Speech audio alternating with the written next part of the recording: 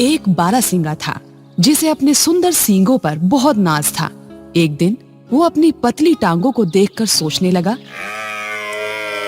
भगवान ने मुझे कितने सुंदर सींग दिए हैं, लेकिन मेरी टांगे इतनी कुरूप और पतली हैं। तभी वहाँ जंगली कुत्तों का एक झुंड आ गया। कुत्तों को देखकर बारहसिंगा अपनी जान बचाने के लिए भागा। अपनी पतली टांगों की वजह से बारहसिंगा कुत्तों से बहुत तेज दौड़ रहा था। वह कुत्तों से दूर निकलने ही वाला था कि तभी उसके सींग पेड़ की टहनियों के बीच में फंस गए। तभी जंगली कुत्तों का झुंड वहां आ गया और कुत्तों ने उसे बुरी तरह से घायल कर दिया। अपने जीवन के अंतिम समय में बारहसिंगा सोचने लगा, जिन सींगों पर मुझे इतना नाज था, उन्होंने आज मुझे मौत के मुंह में पहुंचाया है, और जिन टांगों को मैं कोस रहा था, वे मेरी जान बचा सकती थी। इस कहानी से हमें ये सीख मिलती है कि किसी भी चीज की सुंदरता उसके गुणों पर निर्भर करती है, ना कि बाहरी रूप रंग पर। किसी जंगल में एक शेर रहता था। एक दिन शेर पेड़ के नीचे आराम कर रहा था।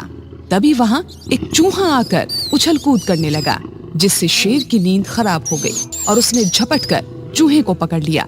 चूहा डर गया। उसने शेर से कहा, महाराज, मुझे छोड़ दीजिए। जरूरत पड़ने पर मैं आपके काम आ सकता हूँ। चूहे की बात सुनकर शेर ने सोचा कि ये छोटा सा चूहा मेरे किस काम आएगा। फिर भी शेर ने चूहे को जाने दिया। एक दिन उस जंगल में शिकारी ने जानवरों को पकड़ने के लिए जाल बिछाया, जिसमें गलती से शेर फंस गया। इसके बाद शेर जोर जोर से दहाड़ने लगा। शेर की आवाज सुनकर चूहा वहां पहुंचा। उसने अपने नुकीले दांतों से जाल काटकर शेर को मुक्त कराया। इसके बाद शेर ने चूहे को धन्यवाद दिया और दोनों हमेशा के लिए अच्छे दोस्त बन गए।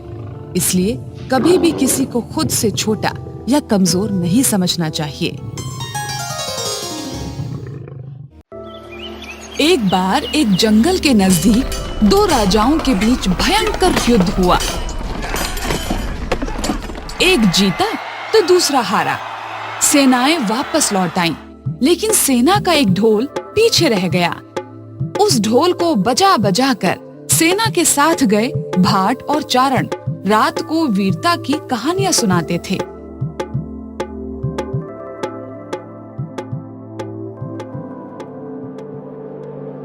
एक दिन आंधी आ गई और वो ढोल लुढ़कता पुढ़कता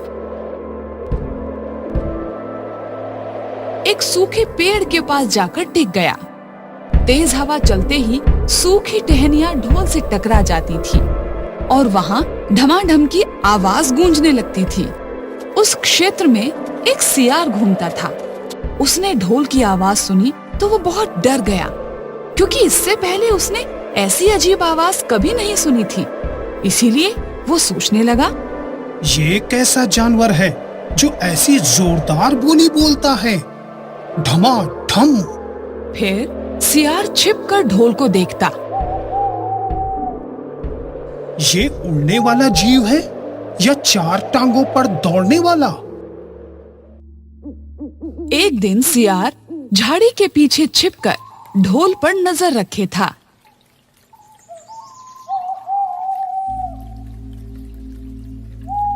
तभी पेड़ से नीचे उतरती हुई एक गिलहरी कूदकर ढोल पर उतरी।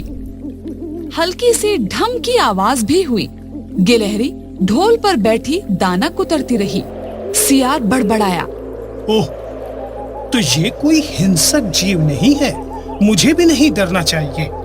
फिर सियार धीरे धीरे चलता हुआ ढोल के पास गया और उसे सूंघा और फिर बोला, इसके तो न सिर नजर आ रहे हैं और न पैर। तभी हवा के झोंके से टहनियां ढोल से टकराई। सियार उछलकर पीछे जा गिरा। सियार उठने की कोशिश करता हुआ बोला, अब समझ में आया, ये तो बाहर का खोल है, जीव तो इस खोल के अंदर है। आवाज बता रही है कि जो कोई जीव इस खोल के भीतर रहता है वो मोटा ताजा जरूर होगा, चर्बी से भरा शरीर, तभी ये ढम ढम की जोरदार बोली बोलता है। अपनी मांद में घुसते ही सियार बोला, ओ सियारी, दावत खाने के लिए तैयार हो जा। एक मोटे ताजे शिकार का पता लगा कर आया हूँ। तो तुम उसे मार कर क्यों नहीं लाए? क्योंकि मैं तेरी तरह मूर्ख नहीं हूँ। वो एक खोल के भीतर छुपा बैठा है। खोल ऐसा है कि उसमें दो तरफ सूखी चमड़ी के दरवाजे हैं। मैं एक तरफ से हाथ डालकर उसे पकड़ने की कोशिश करता तो वो दूसरे दरवाजे से न भाग जाता। शाम हुई। चांद निकलने पर दोनों ढोल की ओर गए। जब वो पास पहुंच ही रहे थे कि फिर हवा से टहनियां ढोल पर टकराई और ढम ढम की आवाज निकली। सियार सियारी के कान में बोला, सुनो उसकी आवाज, जरा सोच, जिसकी आवाज ऐसी गहरी है वो खुद कितना मोटा ताजा होगा। दोनों ढोल को सीधा कर उसके दोनों ओर बैठ गए और दोनों अपने दांतों से उसके चमड़ी वाले भाग को फाड़ने लगे। जैसे ही चमड़ियां कटने लगी, सियार बोला, होशियार रहना, हमें साथ मिलकर शिकार को दबोचना है। दोनों एक साथ ढोल के अंदर पंजा मारकर टटोलने लगे। अंदर लेकिन कुछ नहीं था। एक दूसरे के हाथ ही पकड़ में आए। दोनों चिल्लाए, हैं? यहाँ तो कुछ भी नहीं है। तो भाई इस कहानी से ये सीख मिलती है कि बड़ी बड़ी शेखी मारने वाले लोग भी अक्सर ढोल की तरह ही अंदर से खोखले निकलते हैं। एक तालाब में दो मछलियां रहती थी।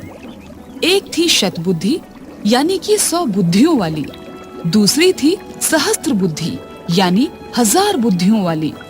उसी तालाब में एक मेढक भी रहता था। उसका नाम था एक बुद्धि, क्योंकि उसके पास एक ही बुद्धि थी, इसीलिए उसे बुद्धि पर बिल्कुल भी अभिमान नहीं था। शतबुद्धि और सहस्त्र बुद्धि को अपनी चतुराई पर बहुत अभिमान था। एक दिन शाम के समय तीनों तालाब के किनारे बातचीत कर रहे थे। उसी वक्त उन्होंने देखा कि कुछ मछुआरे हाथों में जाल लेकर वहां आए। उनके जाल में बहुत सी मछलियां फंसकर तड़प रही थी। तालाब के किनारे आकर मछुआरे आपस में बात करने लगे। एक ने कहा, इस तालाब में तो खूब मछलियां हैं, पानी भी कम है। कल हम यहाँ आकर मछलियां पकड़ेंगे। सबने उस मछुआरे की हाँ में हाँ मिलाई और फिर कल सुबह वहां आने की बात पक्की करके मछुआरे वहां से चले गए। उनके जाने के बाद सभी मछलियों ने एक सभा आयोजित की। सभी परेशान होकर सोच रहे थे कि आखिर अब क्या किया जाए। सबकी चिंता का मजाक बनाते हुए सहस्त्र बुद्धि ने कहा, डरो मत, दुनिया में सभी दुर्जनों के मन की बात पूरी होने लगे तो संसार में किसी का भी रहना कठिन हो जाएगा। सांपों और दुष्टों के इरादे कभी पूरे नहीं होते, इसलिए संसार बना हुआ है।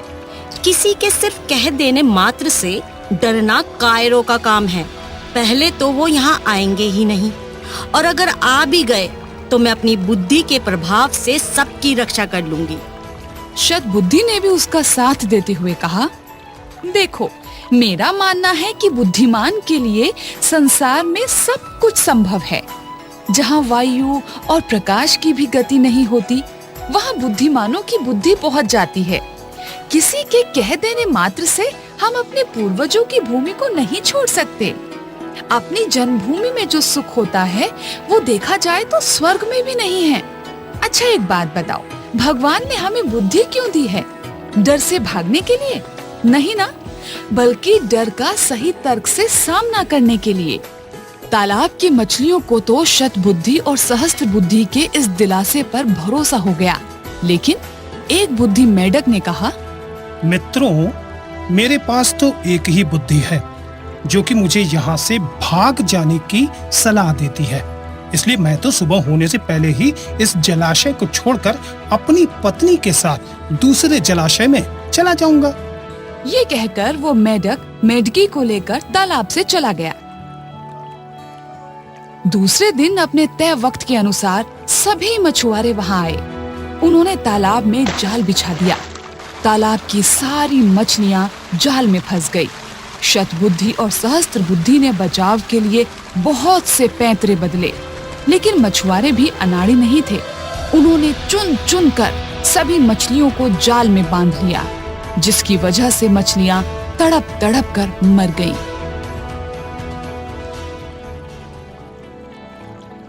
मछलियों से भरे जाल को कंधे पर उठा लिया। शतबुद्धि और सहस्त्र बुद्धि बहुत भारी मछलियां थी, इसीलिए इन दोनों को उन्होंने कंधे और हाथों पर लटका लिया था। उनकी दुर्दशा देखकर मेढक ने मेढकी से कहा, देखो प्रिय, मैं कितना दूरदर्शी हूँ। जिस समय शतबुद्धि कंधों पर और सहस्त्र बुद्धि हाथों पर लटकी जा रही है, उस समय मैं एक बुद्धि इस छोटे से जलाशय के निर्मल जल में आनंद पूर्वक घूम रहा हूँ। तो देखा आपने, इस कहानी से हमें ये सीख मिलती है कि विद्या से बुद्धि का स्थान ऊंचा है और बुद्धि में भी सहस्त्र बुद्धि के बजाय एक बुद्धि होना ज्यादा व्यवहारिक है। इस प्रकार की रोचक कहानियों को सुनने के लिए हमारे इस चैनल को लाइक, शेयर और सब्सक्राइब करें और हाँ, बेल आइकन जरूर दबाएं ताकि रोचक कहानियों का नोटिफिकेशन सबसे पहले आप तक पहुंचे। नमस्कार।